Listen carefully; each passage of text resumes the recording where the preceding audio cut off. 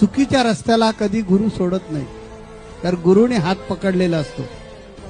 गुरु जे आहेत ना ते मांजराची भूमिका करतात.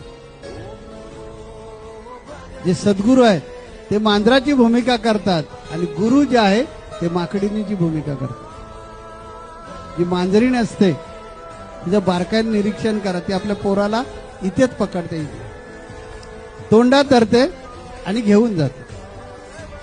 तिला जोपर्यंत सुरक्षित ठिकाण वाटत नाही तोपर्यंत ती कधी त्या मुलाला सोडणार नाही.